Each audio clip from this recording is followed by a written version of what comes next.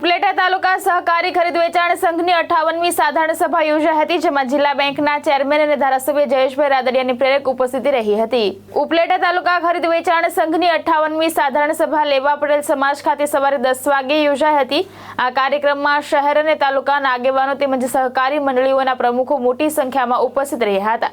આ પ્રસંગે સંઘના પ્રમુખ ગોપાલભાઈ સખિયાએ વાર્ષિક અહેવાલ રજૂ કરી મહેમાનોનું સ્વાગત કર્યું હતું। જિલ્લા બેંકના ચેરમેન અને ધારાસભ્ય જયેશભાઈ રાદડિયાએ પ્રેરક ઉપસ્થિતિ સાથે જરૂરી માર્ગદર્શન આપ્યું હતું। કાર્યક્રમનું સંચાલન આરડીસી બેંકના ઝોનલ મેનેજર ભાવેશભાઈ પાદરીયાએ કર્યું હતું। કાર્યક્રમને સફળ બનાવવા તાલુકા સંઘના કર્મચારીઓએ ભારે જહેમત ઉઠાવી હતી।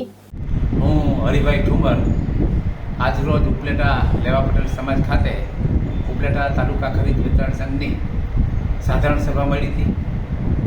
ઉપલેટા તાલુકાના સહકારી પ્રવૃત્તિ સાથે જોડાયેલા તમામ મંડળીઓના પ્રમુખશ્રી, મંત્રીશ્રી અને કમિટીના સભ્યોશ્રી સહિત બહોળી સંખ્યામાં આજે ઉપસ્થિત રહ્યા હતા અને ખાસ કરીને જેમના નામથી રાજકોટ જિલ્લાનું સહકારી માળખું ચાલે છે એવા જયેશભાઈ રાદડિયા ખાસ ઉપસ્થિત રહ્યા હતા અને ખેડૂતોના છેવાડાના માણસ સુધી આ સહકારી પ્રવૃત્તિનો લાભ મળે એવા શુભ સંદેશો આપ્યો હતો અને આજની સાધારણ સભામાં ઉપલેટા તાલુકા ખરીદ વેચાણ સંઘે 9 લાખ જેવો માતબાર નફો કરી અને 15% જેવું ડિવિડન્ડ જાહેર કર્યું છે। ત્યારે ગોપાલભાઈ સખિયા અને એની સમગ્ર ટીમને હું ખૂબ ખૂબ અભિનંદન આપું છું। જય સહકાર।